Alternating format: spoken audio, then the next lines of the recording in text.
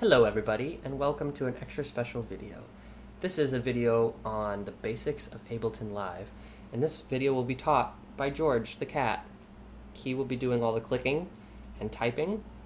He actually made this song. He wrote it, recorded it, and mixed and mastered this song, and I'll just be talking for him, because that's the only thing he can't do is talk.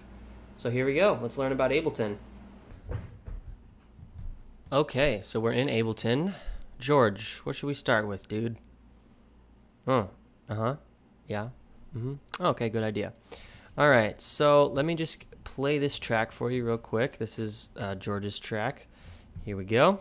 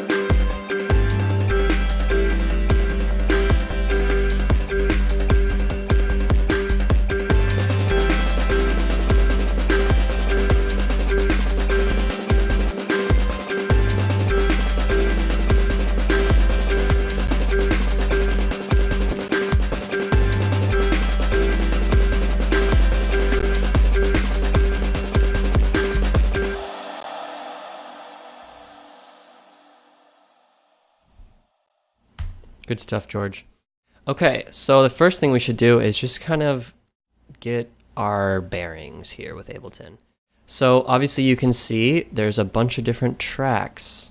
There's, I don't even know how many, at least 25, 26 it looks like. And so you can see the track names over here. They're color coded. I manually put these colors in. Ableton doesn't add colors automatically. You have to add the colors yourself, and you can do that by right-clicking and then picking a color.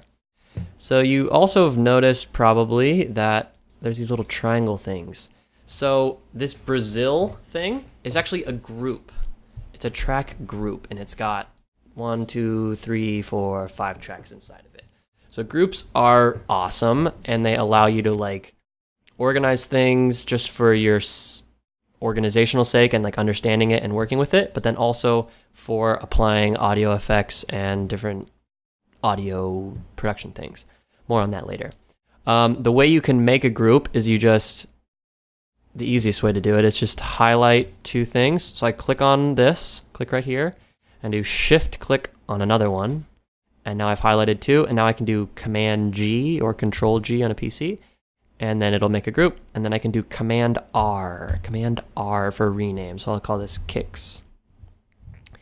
And you can see I've got two kicks playing the same rhythm. So basically I'm layering them. In this one I have the bass cut out, but let's not get too deep in that. So we've got tracks, we've got groups that combine tracks together. I can color code them like that. And now for this stuff over here. So we can ignore this actually, and we're gonna click right here, click that D and get rid of that. This section is the most important. So if you click on the number, it will mute it. So this is on, now it's off. If you click on this S, it will solo it. So that's the only thing we're hearing, is only that track. And then I can take solo off, and we hear everything else. Then I could do this, I could do that, which is called arming, A-R-M, arm. And that allows me to record, so that's ready to be recorded. So if it's a MIDI channel, which this is, I can, if I turn it on, watch. I'm playing that on my keyboard because it's armed. If I turn this off and I play my keyboard, nothing happens. So that's what arming does. Also, if it was audio instead of a MIDI track, if it was audio, it would also have this button, and that would allow me to record like a microphone or something, or maybe like a guitar input from my interface. But that's what that button does. This tab right here, we're just going to ignore for right now. It's not the most important thing ever. So one other thing is right here, this is the volume. So if I click on this, I can drag down and drag up, and that will change the volume. And then if I click on this thing right here, I can drag down, which will bring it all the way to the left ear. If I drag it all the way up, it'll bring it to the right ear. So let me show you a good example of that. If I do that on instruments, and I go like this, I can turn the volume down, I can turn the volume up, I can turn it to the left, so it's just in the left ear. I can turn it all the way to the right. Or I could, put it not all the way, just partially, and then I could hit 0, and it'll bring it back to center. So this is your volume or your gain, and this is your panorama, your track panning. And let's just learn some basic commands of Ableton. So this is the arrangement view. We're looking in arrangement view. Watch what happens if I hit tab.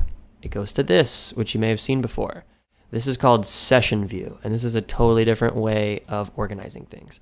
So in session view, you have these like little clips, and you can put obviously tons and tons of different clips in all the different tracks, and you'll notice these correspond to these same tracks over here. So it's all the same tracks, it's just a different way of laying out clips.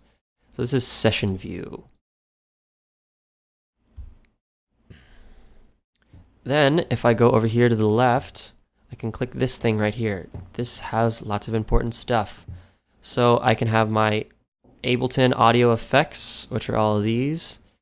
And then there's MIDI effects, which are awesome. I'll do a separate video on MIDI effects and audio effects.